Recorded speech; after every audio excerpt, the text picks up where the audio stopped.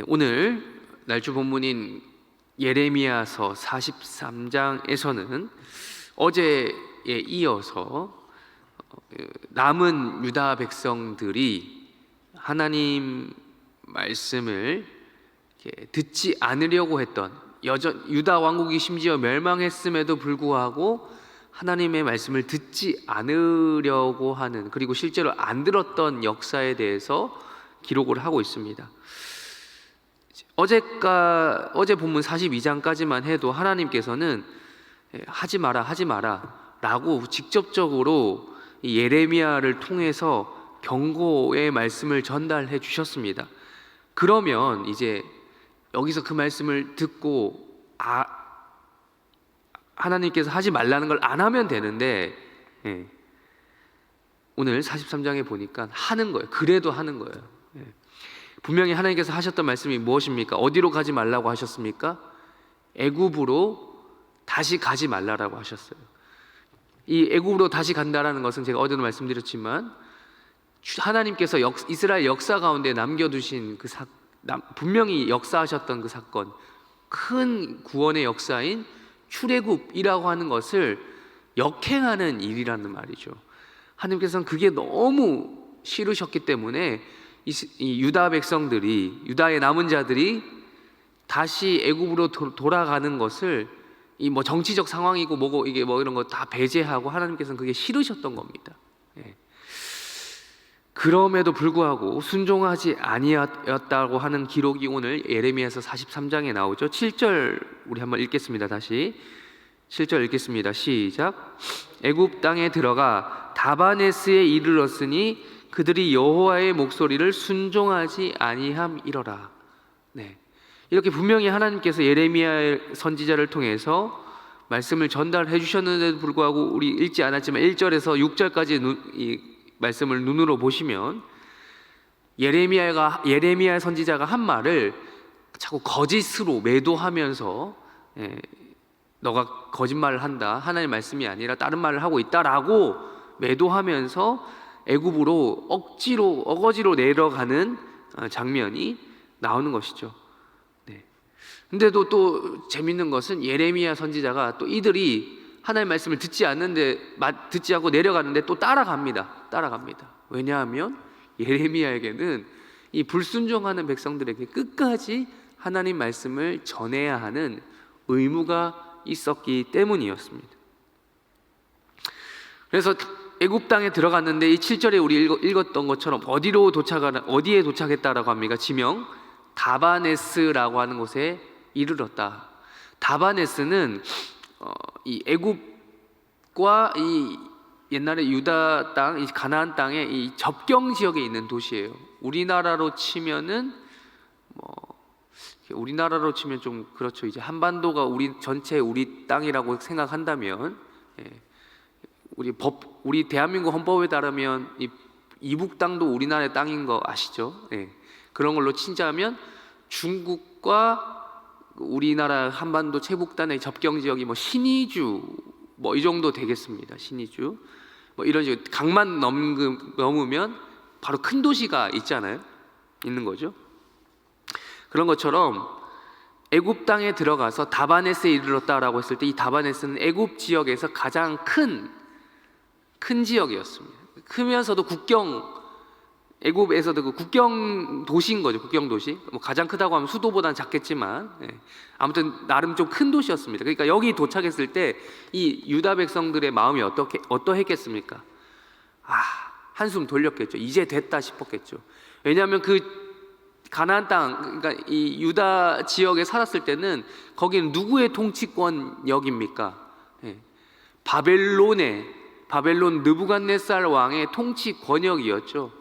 그랬는데 이제 애굽으로 넘어오고 나서 접경 지역에 들어서자마자 다바네스라고 하는 도시에 이르렀을 때 이들의 마음은 안심이 되었을 거죠. 이제 좀 괜찮다, 안전하다라는 생각을 했겠지만 7절에서는 무엇이라고 이야기하고 있습니까? 이 결정적으로 하나님의 평가는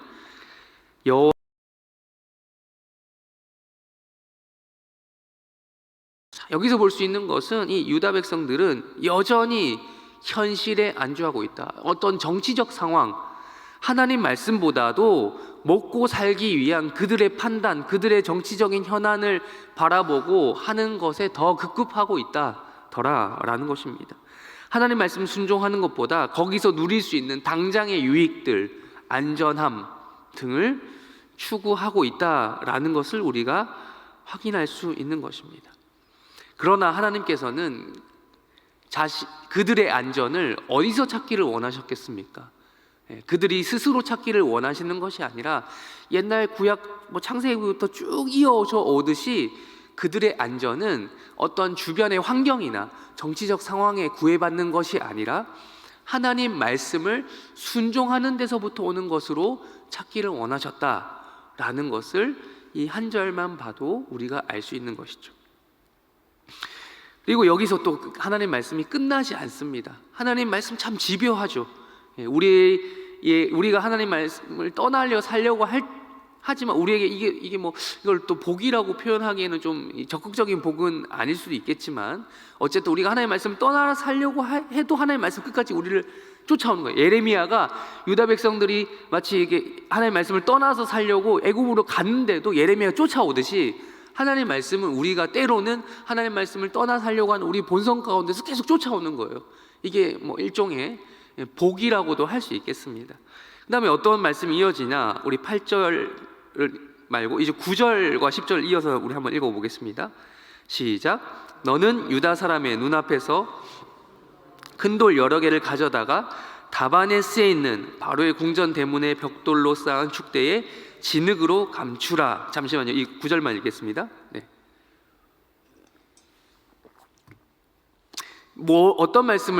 어떤 또 행동을 시키십니다. 예레미야, 우리 이 앞장부터 쭉 읽어보신 분들은 아시겠지만 예레미야는 하나님이 어떤 시키는 퍼포먼스라고 할까요? 행위 예술가로서의 행동을 이미 여러 번 했었습니다.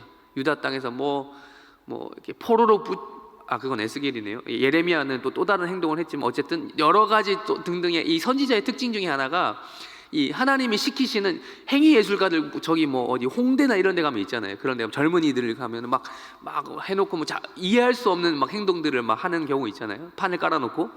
그런 것처럼 선지자들이 그런 행동을 하는데 예레미야도 그런 행동들을 한 적이 있습니다.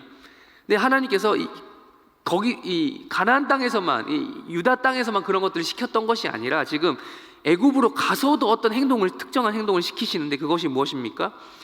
큰 돌 여러 개를, 사람들이 다 보는 앞에서 돌 큰 거를 여러 개를 가져다가, 얼마나 무거웠겠어요. 돌을 그냥 이제 하려고 한다면 그걸 여러 개를 가져다가 이 다바네스라고 하는 곳이 아무래도 큰 도시다 보니까, 이 바로의 통치 권역이다 보니까 바로의 궁전이 있었나 봐요. 물론 거기가 계속 살고 있는 궁전은 아니겠지만 바로가 올 때마다 머무는 그런 곳이었나 봐요.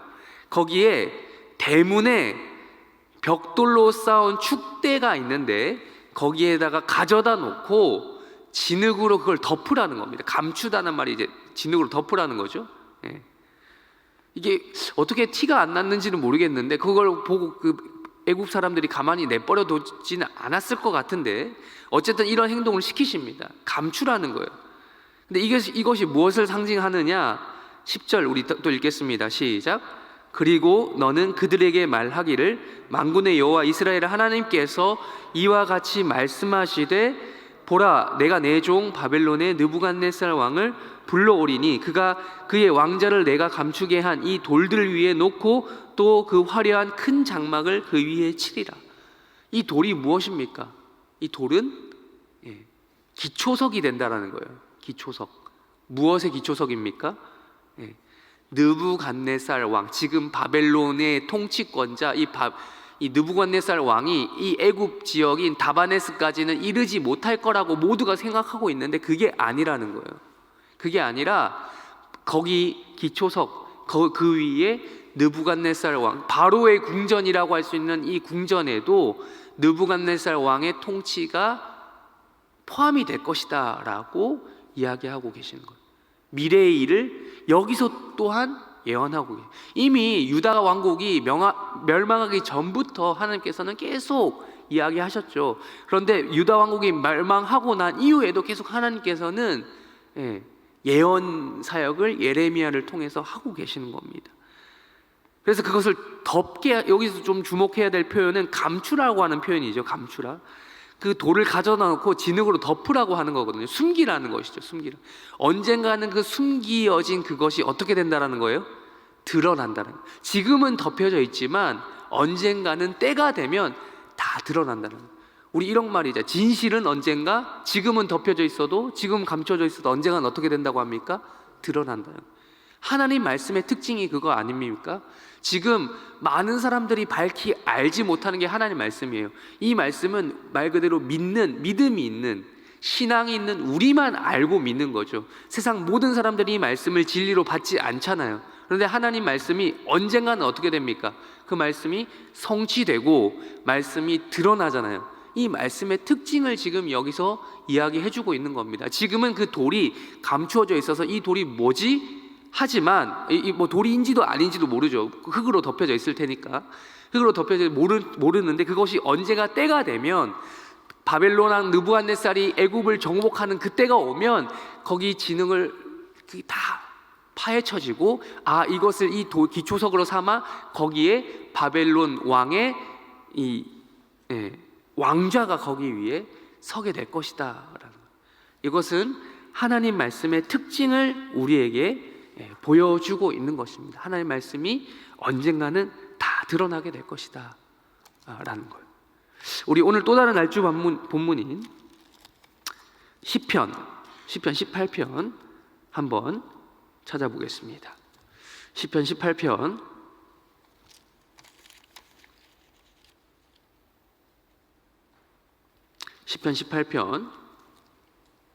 1절에서 3절까지 우선 읽어보겠습니다. 시편 18편 1절에서 3절까지 다 함께 읽겠습니다. 시작. 나의 힘이신 여호와여, 내가 주를 사랑하나이다.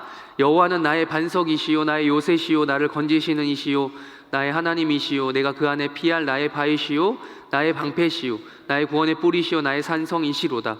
내가 찬송받으실 여호와께 아뢰리니 내 원수들에게서 구원을 얻으리로다. 아멘. 우리 시편 18편에 표제에 보면, 제목에 보면 언제, 좀 길어요 제목이, 언제 기록한 시라고 이야기하고 있습니까? 다윗이 사울과 모든 원수들의 손에서와 사울의 손에서 건져내 주신 날에 라고 기록을 하고 있어요. 이 다윗이 하나님 말씀대로 살았던 인생을 살았던 사람이죠. 하나님께서는 다윗을 철저히 뭐 하셨습니까? 감추셨어요. 사울의 손으로부터 감추셨습니다. 다윗은 그래서 생존할 수 있어요. 다윗이 뭐 자신의 어떤 능력과 힘으로만 살았습니까? 아니죠. 물론 다윗에게 충분한 재능이 있었지만 다윗은 하나님께서 철저히 가리워 주시는, 감추어 주시는 방식으로 안전하게 보호하셨던, 감추어졌다는 건 일종의 보호막도 포함하는 말입니다. 그래서 이것에 대한 표현을 다윗이 시편 18편 1절과 2절과 3절에서 이렇게 이야기하고 있지 않습니까? 나의 뭐 대신 하나님? 힘 대신. 그리고 내가 2절의 이후로 또 나오죠. 여호와는 나의 뭐다? 반석, 요새, 건지시는 이, 내가 그 안에 피할 나의 바위, 방패, 뿔, 산성. 이것은 다 어떤 뭐에 대한 이미지입니까?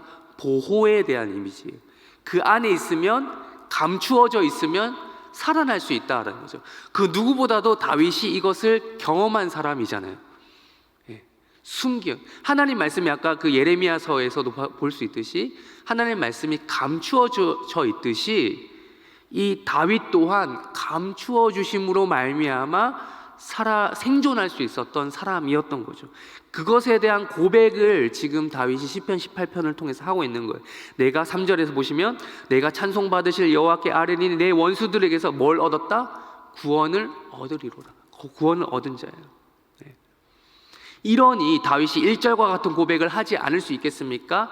나의 힘이신 여호와여, 내가 주를 사랑하나이다.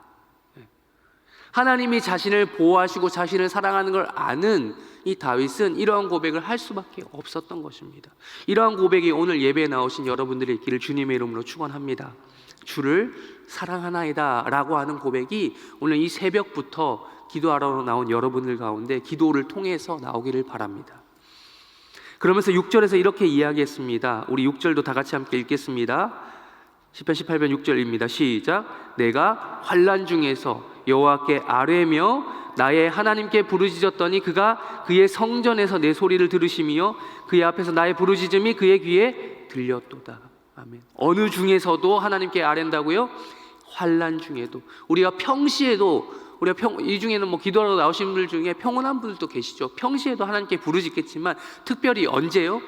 환난 중에 여호와께 아뢰다, 부르짖었다라는 거예요. 부르짖는다라는 거예요. 아무래도 여러분 기도할 때 그냥 조용히 기도할 때도 있지만 답답하면 부르짖게 되잖아요. 저희 아이가 많이 부르짖어요. 부르짖으면 한 번이라도 더 얼굴을 보게 되더라고요. 어쩔 수 없이 보게 되더라고요. 그냥 이게 하면은 잘 안 보게 되는데, 자꾸 부르짖어요. 말은 제대로 못해도 부르짖는다라는 건 알겠거든요. 그러면 얼굴을 한 번 더 보게 되고, 마치 다윗의 심정이 부르짖는 아이처럼 하나님께 사실은 정확하게 언어로 전달되지 않는다 하더라도 인식되게 하는 거예요. 우리의 기도가 바로 이러한 기도, 부르짖음의 특성이 있다라는 거예요. 있어야 된다라는 거예요. 그래야 하나님이 우리를, 물론 그렇지 않더라도 하나님 우리의 소원을 다 아시지만 그럼에도 불구하고 우리의 이러한 기도가 분명히 성경에서는 다윗과 같은 상황을 통해서 요청되고 있는 것입니다. 이러한 기도가 우리 가운데 있기를 또한 주님의 이름으로 축원합니다. 우리 마지막으로 날주 본문 로마서 오늘 신약 성경 로마서 4장 말씀 보시겠습니다. 로마서 4장 20절부터 24절까지 읽겠습니다. 로마서 4장 20절부터 24절 읽겠습니다. 시작.